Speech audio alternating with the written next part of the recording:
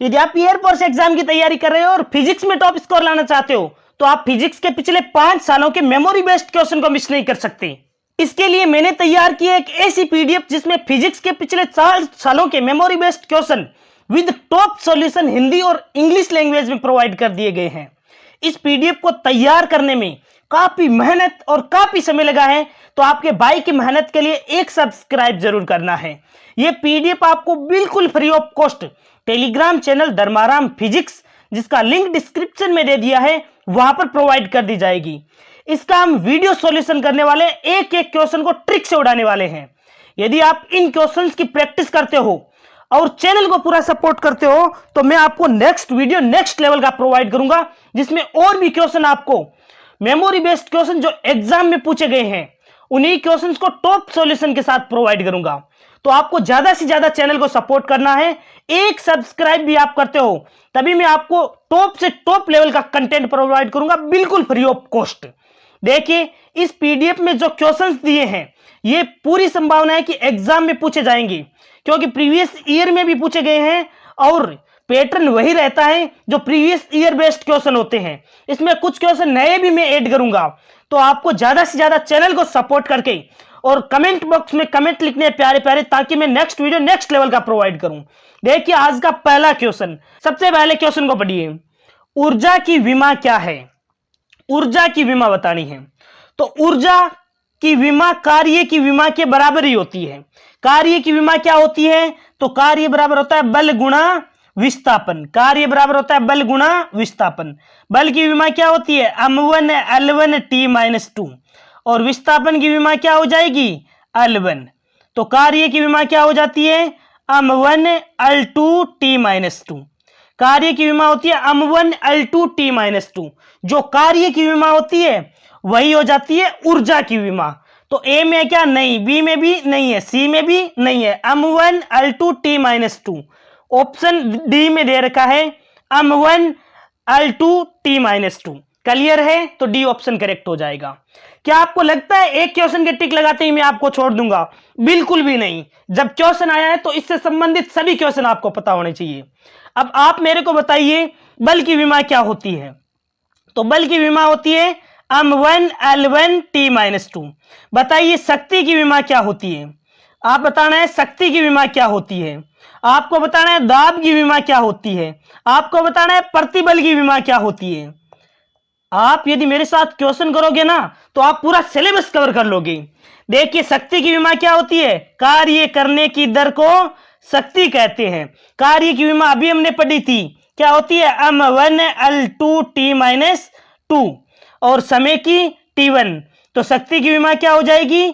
m1 L2 और T-3 हो जाएगी। क्लियर है? तो शक्ति की विमा आपको ध्यान में रखना है m1 L2 T-3। दाब बराबर क्या होता है? दाब बराबर होता है बल बटा क्षेत्रफल। दाब बराबर क्या होता है? बल बटा क्षेत्रफल। अब बताइए बल की विमा क्या होती है? तो बल की विमा होती है m1 L1 T-2। बल की विमा लिख दी हमने m1 L1 T-2 बट्टा क्षेत्रफल की विमा क्या होती है? तो क्षेत्रफल की विमा होती है L2। तो दाब की विमा क्या हो जाएगी? इसको सोल्व कर दो। देखो, m1 रह जाएगा, यहां पर है L1 लिख दिया, और T माइनस कितना हो जाएगा? 2। अपोन में कितना है? अपोन में L2।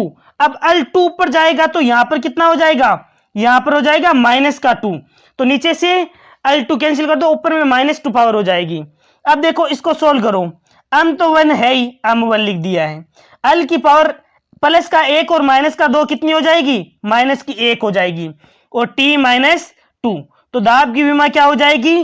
m1 L-1 T-2। केवल और केवल आपको ये जो L2 है इसको ऊपर ले जाओगे तो -2 हो जाएगा। इसको सोल्व करोगे तो आपको दाब की विमा प्राप्त हो जाएगी m1 L-1 T-2। क्लियर है? सबसे पहले हमने बल की विमा सीख ली, m1 L1 T-2। शक्ति की विमा देख ली, कार्य करने की दर होती है m1 L2 T-2। कार्य की विमा हो गई, समय की T1 हो गई, तो m1 L2 T-3 हो गई। फिर दाब की विमा बल बटा क्षेत्रफल से निकाल दी, m1 L-1 T-2 हो गई। अब बताइए आप प्रतिबल की विमा। तो प्रतिबल बराबर क्या होता है? प्रतिबल बराबर होता है बल बटा क्षेत्रफल। प्रतिबल बराबर क्या हो जाता है, बल बटा क्षेत्रफल।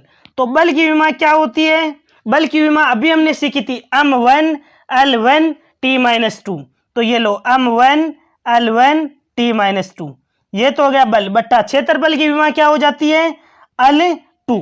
क्लियर है। अब L2 को ऊपर ले जाओगे तो कितना आ जाएगा, L2 को जब इसको सोल्व करोगे ऊपर जाएगा तो कितना हो जाएगा, -2, यानी कि m तो है जैसे कि जैसे m1 लिख दिया, इसकी 2 पावर है, ऊपर आएगा तो -2 होगा, -2 और +1 कितना हो जाता है, -1, तो L-1। और t की पावर कितनी हो जाएगी, तो t की पावर -2। तो प्रतिबल की विमा किसके बराबर हो जाएगी, m1 L-1 T-2। अब आपको पता चल गया होगा, कई बार ऐसे भी क्वेश्चन आ जाता है किन की विमाएं समान है। तो देखिए प्रतिबल की विमा और दाब की विमा समान है। देखिए दाब की जो विमा है वह क्या है, m1 L-1 और T-2, m1 L-1 T-2। प्रतिबल की विमा भी क्या है, m1 L-1 T-2। तो दाब और प्रतिबल की विमा समान होती है। क्लियर है। ऐसे ही आपको ध्यान में रखना है, कई बार पूछ लेता है गतिज ऊर्जा की विमा क्या होती है, गतिज ऊर्जा की विमा क्या होती है। तो गतिज ऊर्जा, स्थितिज ऊर्जा, कार्य, इनकी विमा समान होती है m1 L2 T-2। पूछ ले आपको बल आघूर्ण, बल आघूर्ण की विमा क्या होती है। तो बल आघूर्ण क्या होता है, बल इंटू घूर्णन अक्ष से लंबवत दूरी, बल इंटू घूर्णन अक्ष से लंबवत दूरी होती है ना, तो दूरी को किससे लिख देंगे, L से लिख दो। बल की विमा होती है m1 L1 T-2 और दूरी को मीटर में मापते हैं इसीलिए L1 इसका लिख दो। तो बल आघूर्ण की विमा क्या हो जाएगी, देखो ध्यान से देखो, बल आघूर्ण की विमा m1 हो गया और L देखो 1 पावर ये हो गई, 1 पावर ये हो गई, L2 हो गया T-2। अब देखिए बल आघूर्ण की विमा भी किसके बराबर होती है, तो कार्य के बराबर होती है। तो कई बार क्वेश्चन ऐसे आ जाता है, पूछा जाता है बार बार किन की विमाएं समान है। तो देखो बल आघूर्ण की, कार्य की, गतिज ऊर्जा की, स्थितिज ऊर्जा की, इनकी विमाएं समान होती है m1 L2 T-2। क्लियर है। अब देखिए क्वेश्चन आया तो क्वेश्चन से संबंधित हमने क्वेश्चन, एक क्वेश्चन में 5-5 क्वेश्चन क्लियर करवाते हुए सिलेबस को काफी बार रिवाइज करवा दूंगा। बस शर्त एक है कि आप थोड़ा सपोर्ट करना, चैनल को एक सब्सक्राइब भी कर दोगे ना, वही मेरे लिए बेस्ट मोटिवेशन है। The dimension of energy, energy की डायमेंशन पूछी थी तो ऑप्शन डी करेक्ट हो जाएगा, m1 L2 T-2। इंग्लिश में भी क्वेश्चन प्रोवाइड कर दिया ताकि कोई भी मेरा प्यारे साथी परेशान बिल्कुल भी नहीं हो। अब देखिए जब आप पीडीएफ से क्वेश्चन को पढ़ोगे तब आपको नोट नहीं करना पड़े, इसीलिए मैंने सॉल्यूशन भी नीचे प्रोवाइड कर दिया है कि ऊर्जा का सीधा संबंध कार्य से होता है। अरे किया गया कार्य ऊर्जा के रूप में संचित हो जाता ना, तो ऊर्जा की विमा किसके बराबर हो जाएगी, कार्य के बराबर। कार्य बराबर बल गुणा विस्थापन, बल की विमा m1 L1 T-2, विस्थापन की L1, तो शक्ति की जो कार्य की क्या आ जाएगी, m1 L2 T-2 हो जाएगा। इनको डायरेक्ट मल्टीप्लाई करना है तो m1 L2 T-2। तो ये टॉप सॉल्यूशन भी प्रोवाइड कर दिया। यही मेरे लेक्चर की खास बात है कि मैं जैसे आपको सोल्व करवाऊंगा वैसा ही सॉल्यूशन टाइप करके भी प्रोवाइड कर दूंगा। टाइप करने में काफी समय लग जाता है, लेकिन यदि आप सपोर्ट करोगे ना, चैनल को एक भी सब्सक्राइब करोगे तो मैं टॉप से टॉप कंटेंट प्रोवाइड करूंगा, जैसा पूरे यूट्यूब पर यूनिक कंटेंट मिलेगा। क्वेश्चन नंबर 2, सबसे पहले क्वेश्चन को पढ़िए। विद्युत चुंबकीय तरंगों के बारे में निम्नलिखित में से कौन सा कथन गलत है, तो आपको गलत कथन बताना है। फर्स्ट को देखते हैं, विद्युत चुंबकीय तरंगों को एक विद्युत क्षेत्र और चुंबकीय क्षेत्र द्वारा विक्षेपित किया जाता है, तो यही कथन गलत है। और यही हमें पूछा है कि कौन सा कथन गलत है, तो ए ऑप्शन वाला गलत है। क्यों गलत है इसका कारण भी जानो। देखिए विद्युत चुंबकीय तरंगों के बारे में आपको 2-3 कथन पता होने चाहिए। पहला कि विद्युत चुंबकीय तरंगें होती है, ये कैसी होती है, उदासीन होती है। जब ये उदासीन होती है तो विद्युत क्षेत्र और चुंबकीय क्षेत्र द्वारा विक्षेपित नहीं किया जा सकता। इन्हें उदासीन होती है इसीलिए इनको विद्युत क्षेत्र और चुंबकीय क्षेत्र द्वारा विक्षेपित नहीं किया होते हैं, लेकिन इसने कहा है कि विक्षेपित किया जाता है, इसीलिए पहला ही गलत था, ये ऑप्शन करेक्ट हो जाएगा हमारा। अब देखिए दूसरा कथन आपको ध्यान में रखना है कि विद्युत चुंबकीय तरंगे निर्वात में भी गति कर सकती है। यह कथन तो बिल्कुल सही है, निर्वात में गति कर सकती है। और किस वेग से गति करती है, तो ध्यान में रखना 3 × 10⁸ विद्युत चुंबकीय तरंगे हैं, वो निर्वात में प्रकाश के वेग से गति करती है 3 × 10⁸ मीटर पर सेकंड से। तो ये तो कथन सही है, हमें गलत पूछा था, पहला वाला है वही कथन गलत था। अब तीसरे को पढ़ते हैं। उनके पास विद्युत और चुंबकीय घटक हैं जो आपस में लंबवत है। बिल्कुल, इस जो विद्युत चुंबकीय तरंगे होती है इनमें विद्युत और चुंबकीय जो घटक है ना वो आपस में क्या होते हैं, लंबवत होते हैं। ये पॉइंट आपको बिल्कुल ध्यान में रखना है कि ये लंबवत होते हैं। तो विद्युत और चुंबकीय जो घटक हैं वो लंबवत होते हैं, ये कथन भी बिल्कुल सही है। अब देखिए चौथा देखते हैं। ये 3 × 10⁸ मीटर पर सेकंड की गति से चलती है। बिल्कुल, ये भी कथन है वो सही है, लेकिन हमें जो गलत कथन पूछा था ना वह पूछा था कि कौन सा कथन गलत है, तो ए जो कथन था वही हमारा गलत था, बाकी ये तीनों तो सही है। ये विद्युत चुंबकीय तरंगे हैं वो निर्वात में गति कर सकती है। महत्वपूर्ण पॉइंट है, ऐसे पूछ लेगा इस बार कौन सा कथन सही है, या फिर विद्युत चुंबकीय तरंगों के गुणधर्मों में से पूछ लेता है कि कौन से घटक लंबवत होते हैं। तो आपको ध्यान में रखना है विद्युत और चुंबकीय घटक आपस में लंबवत होते हैं।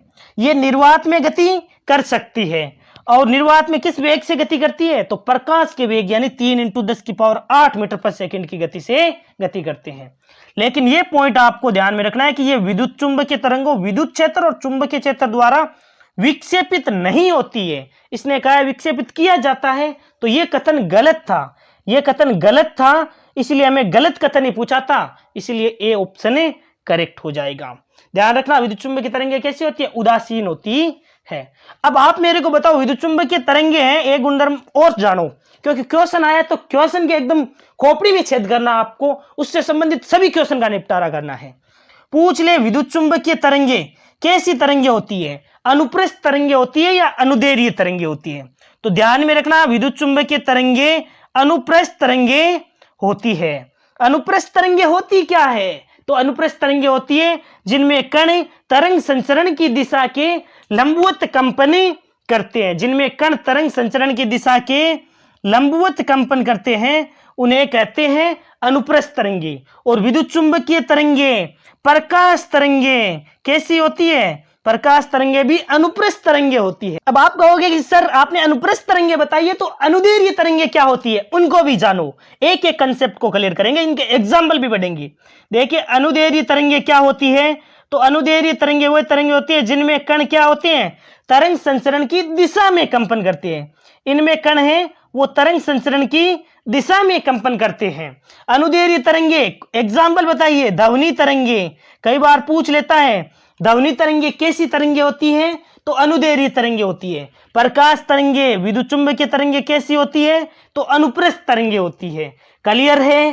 पूछ लेता है कि जो ध्रुवण से हमें किसका पता चलता है, तो ध्रुवण से हमें किसका पता चलता है, तो ध्रुवण से हमें अनुप्रस्थ तरंगों का पता चलता है। एक एक कंसेप्ट को बिल्कुल ध्यान से पढ़ लेना, एक एक कंसेप्ट को मैं काफी बार रिवाइज करवा दूंगा और एक एक क्वेश्चन में 10-10 क्वेश्चन का कलेक्शन प्रोवाइड कर दूंगा। बस आप एक सब्सक्राइब करके मेरे को मोटिवेट कर देना नेक्स्ट वीडियो प्रोवाइड करने के लिए। यह इंग्लिश में मैंने आपको क्वेश्चन प्रोवाइड कर दिया है, इंग्लिश मीडियम वाले स्टूडेंट्स बिल्कुल भी परेशान नहीं हो। इसका कौन सा ऑप्शन हो जाएगा, ए ऑप्शन करेक्ट हो जाएगा। Electromagnetic waves are deflected by an electric field and a magnetic field, तो ए ऑप्शन इसका करेक्ट हो जाएगा। अब देखिए इसका सॉल्यूशन भी मैंने प्रोवाइड कर दिया है। विद्युत चुंबकीय तरंगे उदासीन होती है, यानी इन पर कोई आवेश नहीं होता है, इसलिए इन्हें बाहरी विद्युत या चुंबकीय क्षेत्र द्वारा विक्षेपित नहीं किया जा सकता। बाकी जो कथन है तीनों वो बिल्कुल करेक्ट है।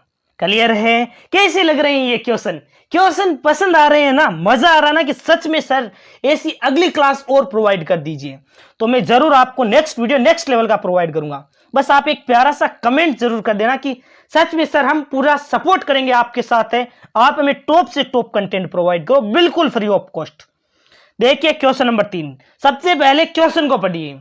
यदि समान प्रतिरोध आर के 3 प्रतिरोधक समांतर क्रम में है और यह संयोजन अन्य प्रतिरोध आर के साथ श्रृंखला में है, तो परिपथ में समतुल्य प्रतिरोध क्या होगा।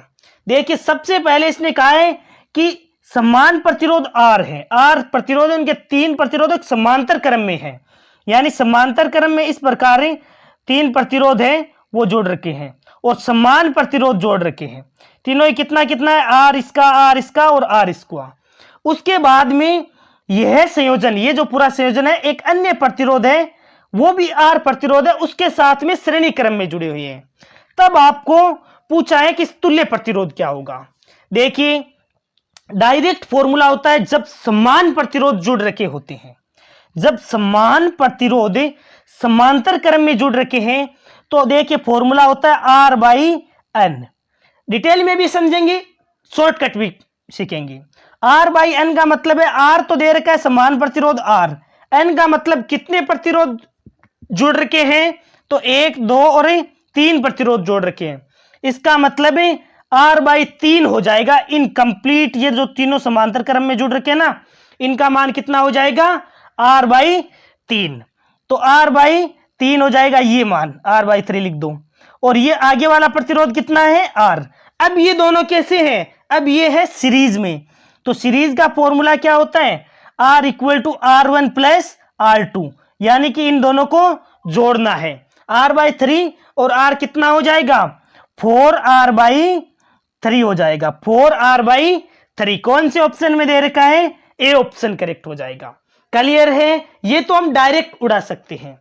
अब देखिए ये जो समांतर क्रम में इस प्रकार फॉर्मूला लगाओगे फिर भी गलत नहीं होगा। देखो पहले तीनों को समांतर क्रम में जोड़ोगे, प्रतिरोधों के समांतर क्रम का सूत्र क्या होता है, 1/R equal to 1/R1 plus 1/R2 plus 1/R3।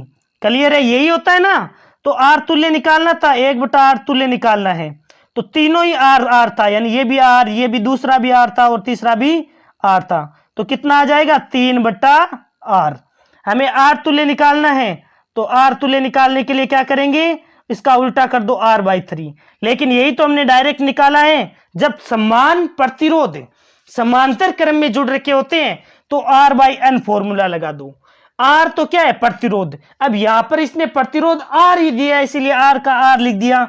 यदि प्रतिरोध दे रखा होता जैसे 10 ओम 5 ओम पूछ लेता, 10-10 ओम के 3 प्रतिरोध है, 10-10 ओम के 3 प्रतिरोध समांतर क्रम में जुड़ रखे हैं, तो हम डायरेक्ट 10/3 कर देते हैं, तो आया तो वही ना। देखो R बाई 3, यहां पर भी R बाई 3।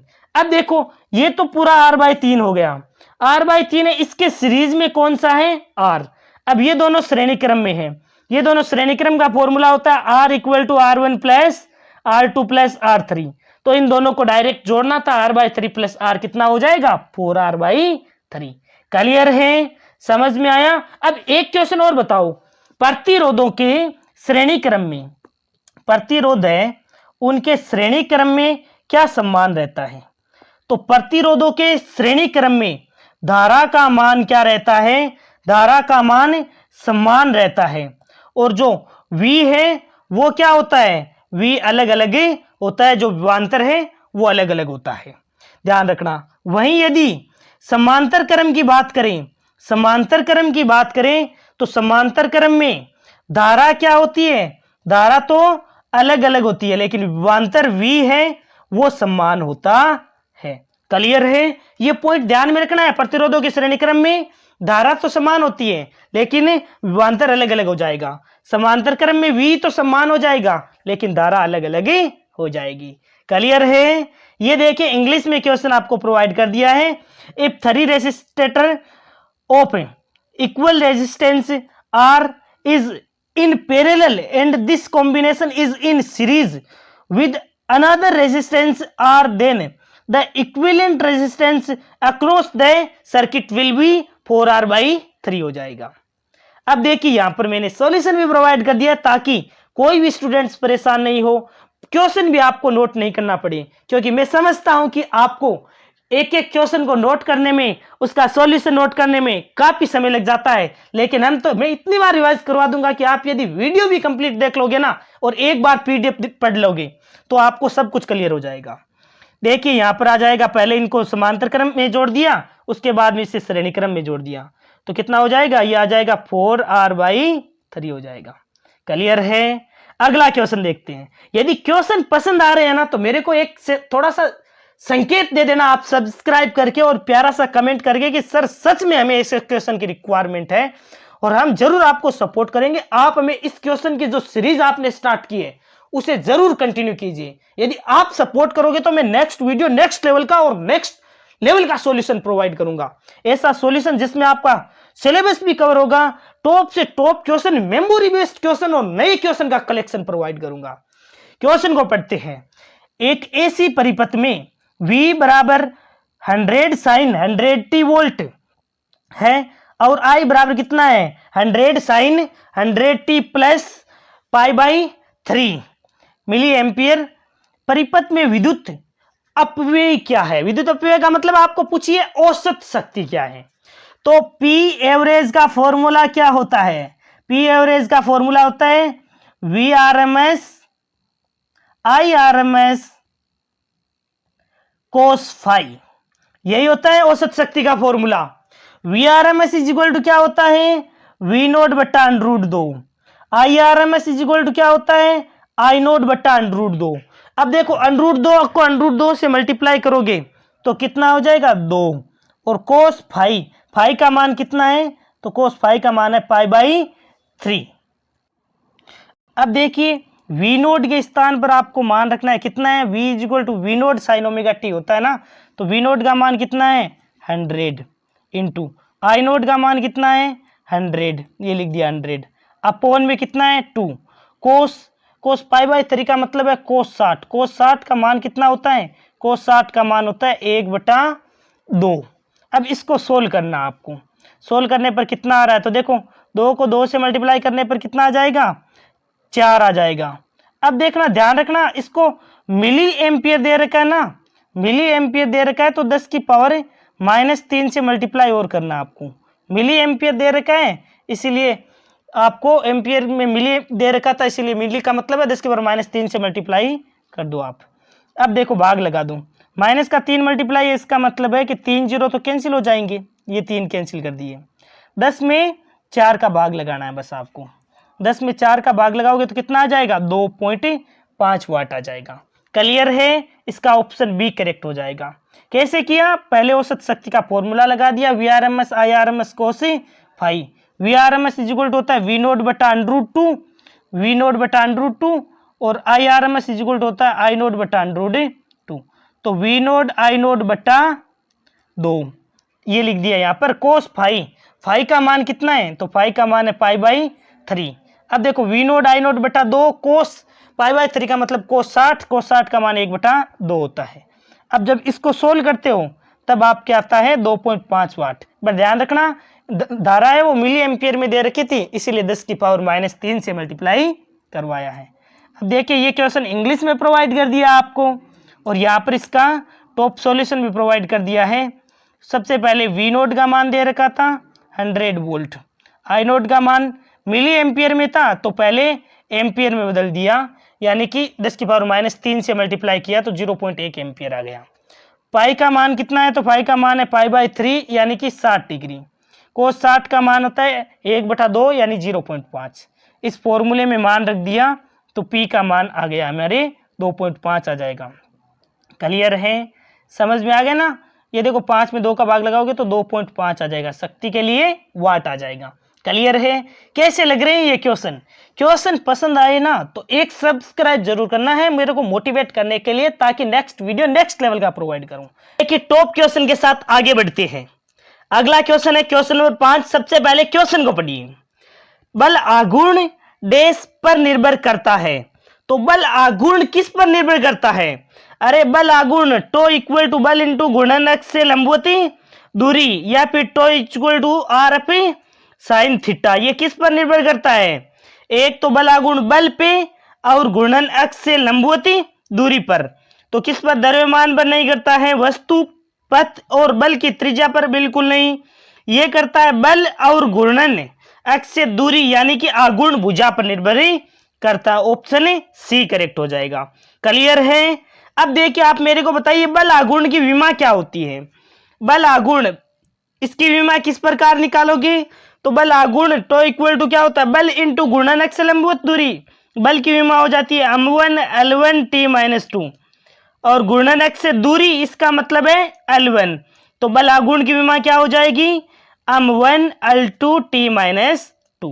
क्लियर है। बताइए ये बल आघूर्ण की विमा किसके बराबर होती है, तो यही हमारी कार्य की विमा थी। कार्य की विमा भी क्या थी, m1 L2 t माइनस 2।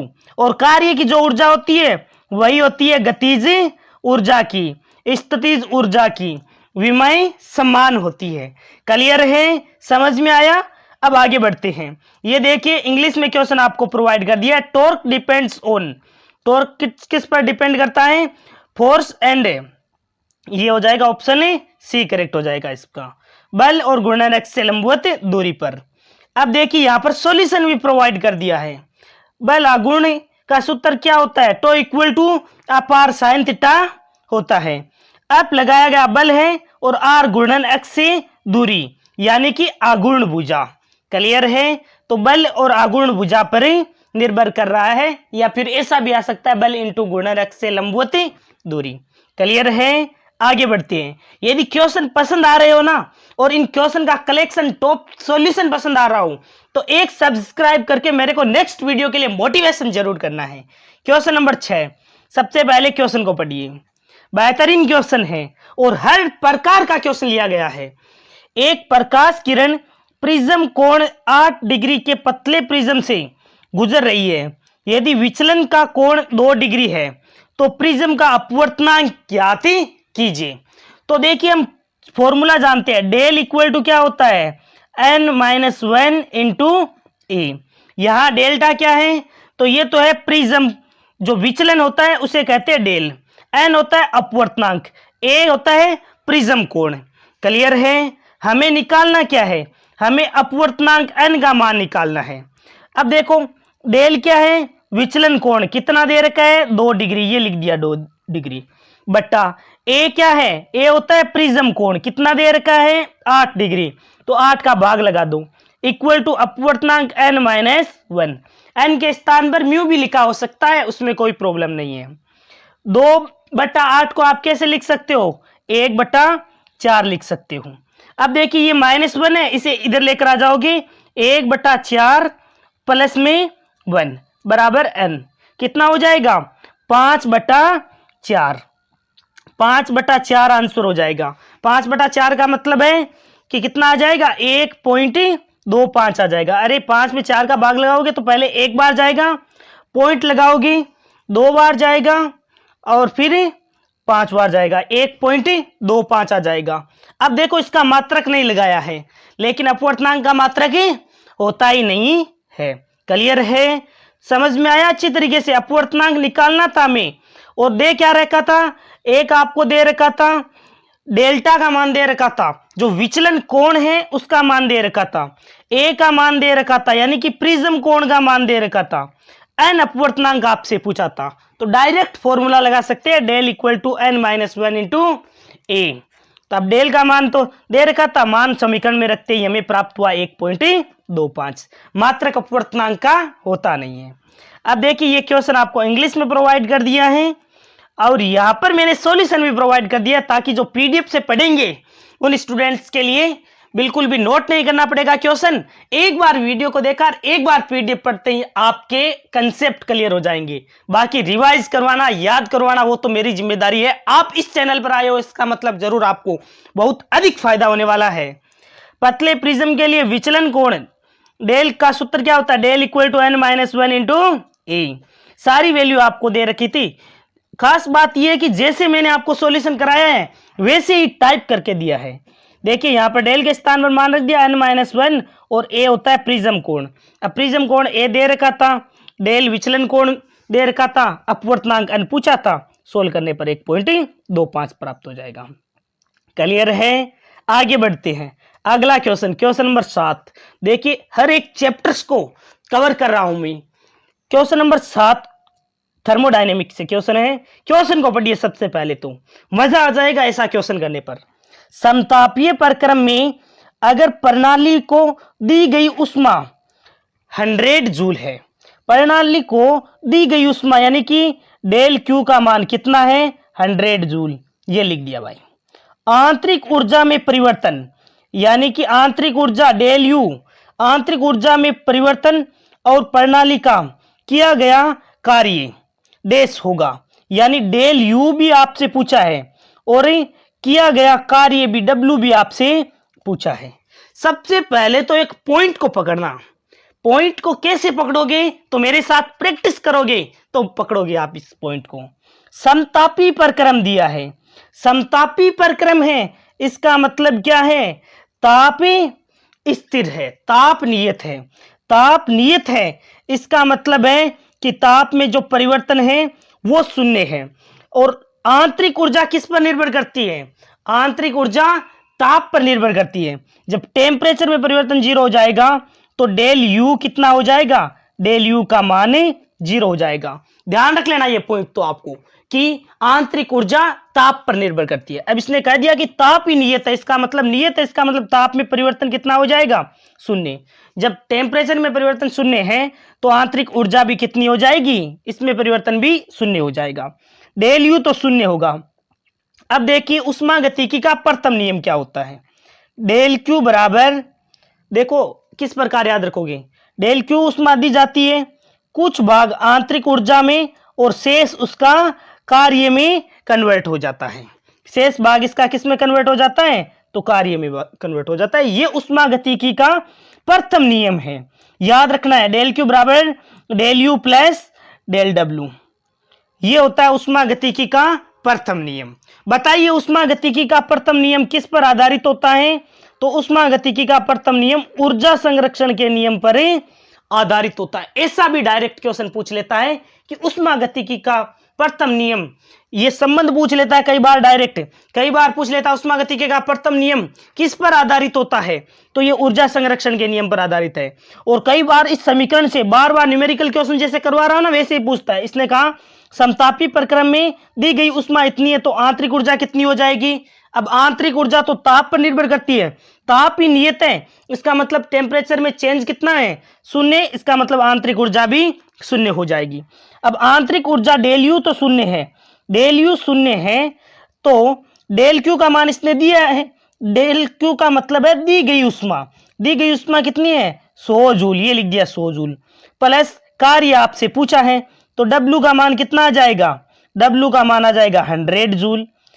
अब देखिए डेल यू का मान आंतरिक ऊर्जा कितनी आ जाएगी? 0, और किया गया कार्य 100 जूल। जिस भी ऑप्शन में है उसे टिक लगा दो। देखिए कार्य 100 जूल, आंतरिक ऊर्जा में परिवर्तन शून्य, तो ए ऑप्शन करेक्ट हो जाएगा। क्लियर है? कैसा लगा ये सॉल्यूशन और कैसा लगा क्वेश्चन? मजा आया ना? तो अपने भाई की मेहनत के लिए एक सब्सक्राइब कर देना। मैं नेक्स्ट वीडियो नेक्स्ट लेवल का प्रोवाइड करूंगा, क्वेश्चन भी अधिक लूंगा उसमें। इसमें केवल और केवल आपको उष्मागतिकी का प्रथम नियम लगाना था। डेल क्यू उष्मा देते हो, कुछ भाग कार्य में और कुछ आंतरिक ऊर्जा में संचित हो जाता है। डेल क्यू बराबर del U plus del W, समीकरण आपको अच्छी तरीके से याद रखना है। दूसरा पॉइंट क्या याद रखना है? उष्मागतिकी का प्रथम नियम ऊर्जा संरक्षण के नियम पर आधारित होता है। जो मैं बोल रहा हूं ना उतना सारे पॉइंट आपको याद रखना है। जो एक एक समीकरण में जितनी बातें बोलता हूं उन पर फोकस करके सुनना आपको। अब डेल क्यू का मान दे रखा था और डेल यू आंतरिक ऊर्जा, अब इसने आंतरिक ऊर्जा पूछी थी लेकिन हमें पता आंतरिक ऊर्जा वो ताप पर निर्भर करती है। अब इसने कहा है कि टेम्परेचर है समतापी प्रक्रम है, इसका मतलब ताप नियत है, तो ताप में परिवर्तन चेंज कितना हो जाएगा? शून्य। जब टेम्परेचर शून्य होगा तो आंतरिक ऊर्जा भी शून्य हो जाएगी, इसका मतलब डेल यू तो 0 है। वैसे ऑप्शन आप डेल यू को देख कर भी दे सकते थे लेकिन हमें तो पूरा सोल्व करना है। अब देखिए डेल यू का मान 0 है, डब्ल्यू का मान निकालना था तो डब्ल्यू बराबर आ जाएगा 100 जूल। क्लियर है?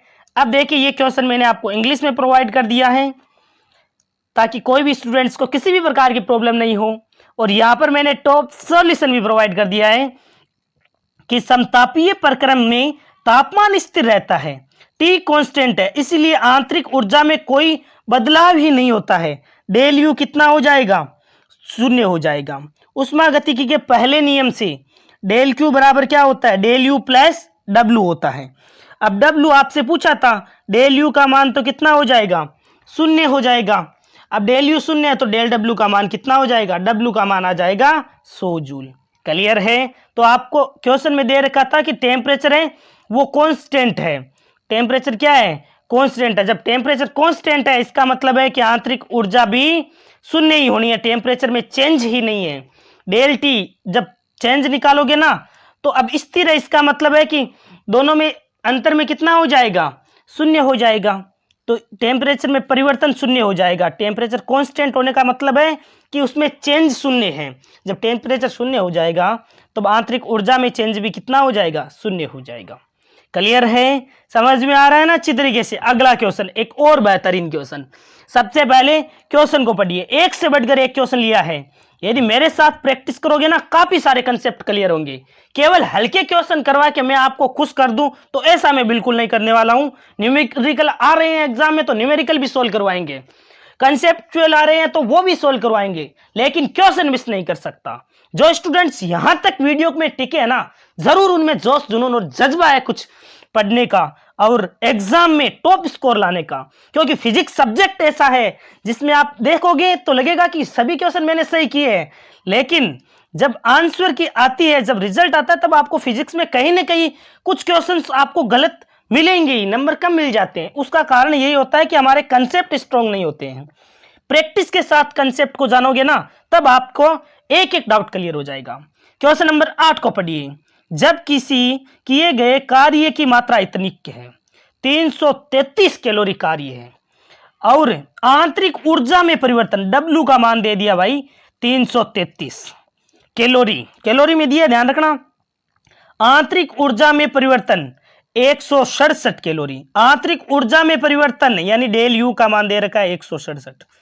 तो उष्मा आपसे पूछी है। अभी मैंने आपको एक समीकरण बताया था। अब सभी स्टूडेंट्स मेरे को बताओगे, ऐसे ही ढीले नहीं वेट कर रहना है। बताइए उष्मागतिकी का प्रथम समीकरण क्या होता है? डेल क्यू बराबर del U plus W. Clear है? अब देखिए इस बार हमें उष्मा पूछी है, डेल क्यू का मान पूछा है, डेल यू आंतरिक ऊर्जा में परिवर्तन 167, ये लिख दिया 167 प्लस डब्ल्यू, डब्ल्यू कितना दे रखा है 333। जोड़ दो इन दोनों को, कितना हो जाएगा 500 आ जाएगा। डेल क्यू का मान कितना आ जाएगा? अरे 167 प्लस 333 500 कैलोरी आ जाएगा। कौन से ऑप्शन में दे रखा है? ए में नहीं है, बी में नहीं है, ऑप्शन पकड़ा गया, ऑप्शन सी करेक्ट हो जाएगा। डायरेक्ट हमें उष्मागतिकी का प्रथम नियम लगाना था। बताइए उष्मागतिकी का प्रथम नियम किस पर आधारित है? ध्यान रखना, ऊर्जा संरक्षण नियम पर आधारित है। अब उष्मागतिकी का प्रथम नियम आ रहा है तो आपको याद होना चाहिए उष्मागतिकी का एक शून्यवां नियम भी ध्यान में रखना है। उष्मागतिकी का शून्यवां नियम जो ताप के बारे में बताता है वो क्या कहता है? जब दो निकाय ए और बी तीसरे निकाय सी के साथ पृथक पृथक तापीय साम्य में या उसमें साम्य है तो वो आपस में भी तापीय साम्य में होंगे। तो ये शून्यवां नियम होता है, ताप के बारे में बताता है। ये पॉइंट भी आपको ध्यान में होना चाहिए। ये इंग्लिश में आपको क्वेश्चन प्रोवाइड कर दिया है। क्वेश्चन को आपको बिल्कुल क्वेश्चन पढ़ के और फॉर्मूला लगाते ही आंसर आ जाएगा। When the amount of work done is 333 calorie and change in internal energy is 167 calorie, then the heat supplied it कितनी हो जाएगी? 500 कैलोरी। क्लियर है? ये देखिए यहाँ पर फॉर्मूला आपको लगा देना है। उष्मागतिकी का पहला नियम डेल क्यू बराबर del U plus del W.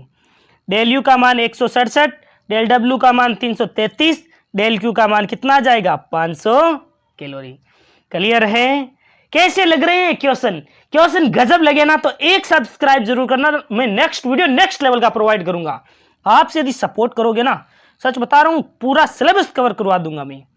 Question number 9, Kepler का नियम क्षेत्रीय वेग स्थिरांक है के संरक्षण नियम के बराबर है।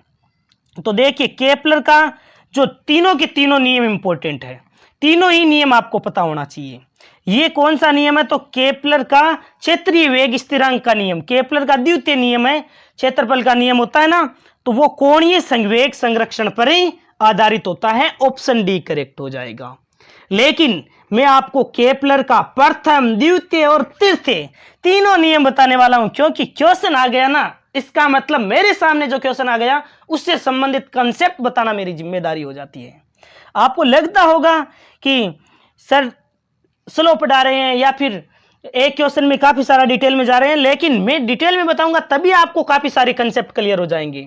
5 क्वेश्चन में 25 क्वेश्चन कवर कर लोगे आप। सबसे पहले बताओ केपलर का प्रथम नियम क्या होता है। केपलर का प्रथम नियम क्या होता है, तो ध्यान देना, प्रत्येक ग्रह सूर्य के चारों ओर, जैसे आपका यहां पर सूर्य है, प्रत्येक ग्रह है वो सूर्य के चारों ओर कैसे चक्कर लगाते हैं, तो दीर्घवृत्ताकार कक्षाओं में चक्कर लगाते हैं और सूर्य उसके फोकस पर, सूर्य उसके नाभि पर स्थित होता है। यह होता है केपलर का प्रथम नियम। क्या होता है, प्रत्येक ग्रह सूर्य के चारों ओर दीर्घवृत्ताकार कक्षाओं में चक्कर लगाता है और सूर्य उसके नाभि पर स्थित होता है। सेकंड, केपलर का द्वितीय नियम। केपलर का द्वितीय नियम क्या होता है, तो द्वितीय नियम होता है कक्षाओं का नियम होता है। क्या होता है कि जब सूर्य, जो ग्रहों को सूर्य से मिलाने वाली रेखा, ग्रहों को सूर्य से मिलाने वाली रेखा समान समय अंतराल में समान क्षेत्रफल तय करती है, यानी कि जैसे यहां से यहां तक मान लो जो भी समय लगा है इतना क्षेत्रफल तय करने में, उतना ही समय जैसे यहां से यहां तक की दूरी तय करने में लगेगा। कहने का मतलब है कक्षाओं का नियम क्या है कि समान समय अंतराल में समान क्षेत्रफल तय करता है ग्रहों को सूर्य से मिलाने वाली रेखा। क्लियर है। और ये जो नियम है ना क्षेत्रीय स्थिरांक का नियम, यही कोणीय संवेग संरक्षण नियम पर आधारित है। तीसरा नियम क्या होता है, तो टी स्क्वायर समानुपाती आर क्यूब होता है। ये पॉइंट भी आपको ध्यान में रखना है। क्लियर है। टी स्क्वायर समानुपाती आर क्यूब, कई बार डायरेक्ट ये संबंध पूछ लेता है केपलर के तृतीय नियम से सही संबंध कौन सा होता है, तो टी स्क्वायर समानुपाती आर क्यूब होता है। क्लियर है। तो केपलर के तीनों नियम याद होने चाहिए आपको। पहला नियम, प्रत्येक ग्रह सूर्य के चारों ओर दीर्घवृत्ताकार कक्षाओं में चक्कर लगाता है, सूर्य इसके नाभि पर स्थित होता है। द्वितीय नियम क्या था कि सूर्य को, ग्रहों से सूर्य से मिलाने वाली रेखा समान समय अंतराल में समान क्षेत्रफल तय करती है और यह कोणीय संवेग संरक्षण पर आधारित है। तीसरा क्या था, टी स्क्वायर समानुपाती आर क्यूब। क्लियर है। तो केपलर का नियम आया, इसका मतलब है सारे के सारे फॉर्मूले आपको पता होने चाहिए। यहां पर इंग्लिश में क्वेश्चन प्रोवाइड कर दिया मैंने, Kepler's law of areal velocity is constant it equivalent to law of conservation of, क्या हो जाएगा, एंगुलर मोमेंटम। लीनियर मोमेंटम नहीं होगा, एंगुलर मोमेंटम हो जाएगा। यहां पर मैंने आपको सॉल्यूशन भी प्रोवाइड कर दिया है। केपलर का दूसरा नियम, क्षेत्रीय वेग का नियम, यह बताता है कि जब कोई ग्रह को सूर्य से चक्कर लगाता है तो उस पर लगने वाला केंद्रीय बल वाले बल आघूर्ण तो जो टॉर्क है वो शून्य उत्पन्न नहीं होता करता है। इस वजह से ग्रह का कोणीय संवेग है वो संरक्षित रहता है। आगे बढ़ते हैं। अगला क्वेश्चन, क्वेश्चन नंबर 10, एक और बेहतरीन क्वेश्चन, और गारंटी के साथ कह सकता हूं कि कार्नो इंजन से क्वेश्चन 100% लगभग शिफ्ट में मिल ही जाता है आपको। कुछ एक दो शिफ्ट को छोड़ दिया जाए तो हर शिफ्ट में आपको मिल जाता है कार्नो इंजन से क्वेश्चन।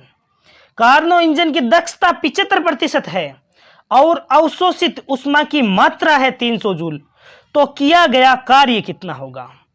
तो कार्नो इंजन की दक्षता नीटा बराबर W बटा क्यू। नीटा है दक्षता, दक्षता कितनी है 75%।